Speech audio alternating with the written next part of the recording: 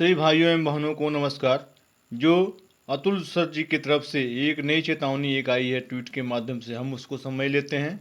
उसके बाद से हम ये जानेंगे कि हमारे अतुल प्रसाद जी ने ये ट्वीट क्यों किया और उस ट्वीट के पीछे का क्या मकसद है ट्वीट करने का, और उसके बाद से हम कैसे मालूम करें कि हमारा डॉक्यूमेंट में गलत है या हमारा डॉक्यूमेंट गलत नहीं है, हमें कैसे पता करें उसको समझेंगे। उसके बाद से डॉक्यूमेंट अपलोड की तरफ बढ़ेंगे कि हम कौन कौन से डॉक्यूमेंट को अपलोड करें ताकि हमें कोई आगे दिक्कत न हो। पहले चलिए हम उस ट्वीट को पढ़ लेते हैं जो हमारे अतुल प्रसाद जी ने जारी किया है ट्वीट। देखिए ये ट्वीट निकल के आया है। The opportunity given the two TRE-PRT candidate is for document correction and not be document manipulation. Both the earlier set of document and the new one will remain in the system for further probing in the future as and when required। इसका सख्त संदेश ये है दोस्तों कि जो भी आप डॉक्यूमेंट आप अपलोड कर रहे हैं, आपके डॉक्यूमेंट में जो भी गलत है तो कृपया आप याद रखें आप वही डॉक्यूमेंट आप अपलोड करें जो अटेस्टेड आपका हो। और आप ये भी याद रखें जो आपने पुराने डॉक्यूमेंट को आपने अपलोड किया हुआ है वो भी सिस्टम में रहेंगे, उसे डिलीट उसे नहीं किया जाएगा। और जब आवश्यकता पड़ेगी तब उसी डॉक्यूमेंट से आपका वेरिफिकेशन भी हो सकता है। मतलब वो डॉक्यूमेंट और आपका जो नया डॉक्यूमेंट है उससे मिलान भी आपका संभव आपका है आपका। चलिए एक बार इसका ट्रांसलेशन करके देख लेते हैं ताकि आपको विधिवत आपको समझ में आ जाएगा। देखिए इसमें क्या कह रहा है। TRE-PRT उम्मीदवारों को दिया गया अवसर दस्तावेज सुधार के लिए है कि न कि दस्तावेज में हेरफेर के लिए। दस्तावेजों का पुराना सेट और नया दोनों भविष्य में आवश्यकता पड़ने पर आगे की जांच के लिए सिस्टम में बने रहेंगे। हमने ये डॉक्यूमेंट जो उनका जो ट्वीट था हमने इसको हिंदी में ट्रांसलेट करके देख लिया। अभी दोस्तों आपको समझ में आ गया होगा कि अगर आप डॉक्यूमेंट्स में कोई भी छेड़खानी करते हैं तो आपके लिए कितनी भारी आपके लिए हो सकती है। इसलिए जब भी आप डॉक्यूमेंट स्कैन करें तभी आप वही डॉक्यूमेंट अपलोड करें जो आपका डॉक्यूमेंट आपका सही हो न कि गलत हो। और आप विधिवत एक चीज़ का ख्याल रखें, जब भी आप डॉक्यूमेंट को आप अपलोड करें तो वो क्या होना चाहिए, किसी अधिकारी के द्वारा गजट अधिकारी के द्वारा वो अटेस्टेड आपका होना चाहिए।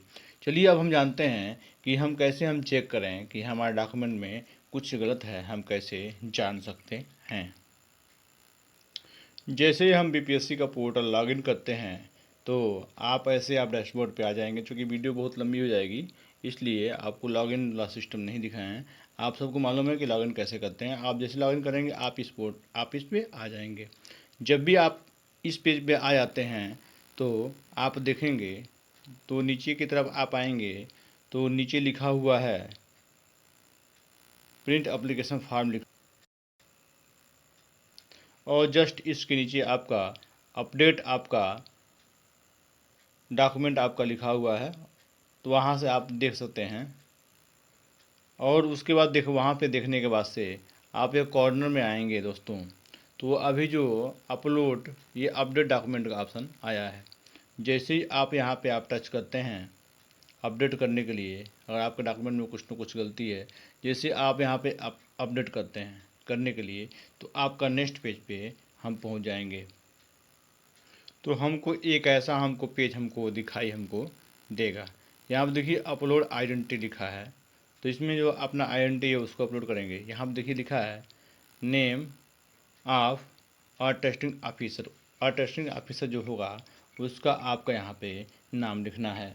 जैसे मान लीजिए कि जो टेस्टिंग ऑफिसर उसका नाम क्या है, दीपक है। आगे बढ़ेंगे, इसमें पूछ रहा है डिग्नेशन विथ प्लेस ऑफ पोस्टिंग। यहाँ पे पूछ रहा है कि उनका डिग्नेशन क्या है और वो किस जगह पे आपके पोस्टिंग हैं। तो या आप वहाँ पे इनका पोजीशन आप यहाँ पे लिख देंगे कि वो कौन से अधिकारी हैं, IAS हैं, IAS ग्रेड के कौन से अधिकारी हैं, और फिर से आप वहाँ पे किस पोस्ट पे वो हैं आप उनके बारे में यहाँ पे आप लिख देंगे। A to Z मान लीजिए पटना में है तो आप यहाँ पे पटना लिख देंगे। ठीक, उसके बाद से आप किस पोस्ट पे हैं, तो यहाँ पे उनको डीएम एसडीएम कुछ भी होंगे तो यहाँ पे आप लिख सकते हैं। तहसीलदार होंगे तो आप यहाँ पे लिख सकते हैं। चलिए अब जो आगे बढ़ेंगे तो यहाँ पे कंटेक्ट नेम यहाँ पे पूछ रहा है आपका, तो यहाँ पे कंटेक्ट नेम यहाँ पे लिख देंगे। जैसे मान लीजिए कि 9195 कुछ भी आप अपने अनुसार यहाँ पे, ठीक, जो उनका जो मोबाइल नंबर होगा यहाँ पे उनका मोबाइल नंबर लिख देंगे। और फिर से यहाँ पे डॉक्यूमेंट अपलोड दिया हुआ है, यहाँ पे अपलोड हम कर देंगे। तो देखिए दोस्तों, यहाँ पे जो भी हम डॉक्यूमेंट हम अपलोड करें तो वो अटेस्टेड डॉक्यूमेंट ही हमको अपलोड करना है। जैसे हम ये पूरा फॉर्म ये भर लेंगे अपना, अपलोड करते जो भी आपको अपलोड करना है उसमें आप कोई भी डॉक्यूमेंट आप अपलोड कर लें। जब हम नीचे की तरफ आएंगे तो नीचे देख रहे होंगे आप, यहाँ पे सबमिट एप्लीकेशन का यहाँ पे ऑप्शन हमारा दे रहा है। यहाँ पे हम सबमिट एप्लीकेशन हम यहाँ पे कर देंगे। देखिए दोस्तों, जो ध्यान देने वाली बात है यहाँ पे, तो जो भी हम डॉक्यूमेंट हम अपलोड करें तो डॉक्यूमेंट हमारा क्लियर हमारा होना चाहिए। जैसा कि इसके पहले दिशा निर्देश भी है कि डॉक्यूमेंट आपका साफ़ सुथरा होना चाहिए।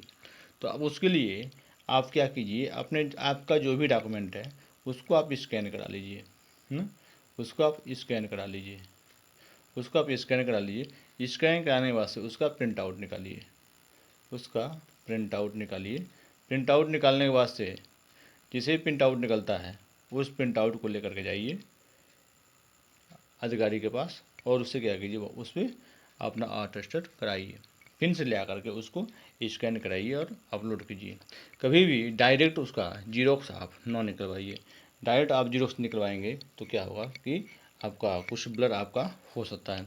इसलिए डॉक्यूमेंट को आप हैवी रेजुलेशन में आप उसको स्कैन कराएं। स्कैन कराने के बाद उसका प्रिंट आउट निकालें और प्रिंट आउट निकाल करके लेके जाएँ अधिकारी के पास, उसको आप अटेस्ट कराएँ।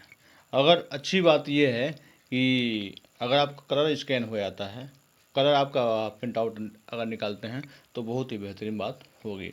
लेकिन अगर आपके पास अगर कलर की व्यवस्था नहीं है तो आप ब्लैक एंड वाइट भी आप कर सकते हैं, क्योंकि वहाँ पे अटेस्ट ही करना है अधिकारी को। लेकिन जब भी आप अपलोड करें तो ब्लर आपका नहीं होना चाहिए। ठीक, तो और आपसे भी एक और निवेदन है कि आप वही आप डॉक्यूमेंट आप अपलोड करें जो जेन्युइन हो, जो किसी भी तरह से फ्रॉड ना हो, क्योंकि बीपीएससी हर चीज़ जांच करेगी। और बीपीएससी एक ऐसी संस्था है जो पारदर्शिता से काम करती है। इसलिए आप सभी से निवेदन है कि मेरे चैनल को लाइक कीजिए, सब्सक्राइब कीजिए और शेयर कीजिए।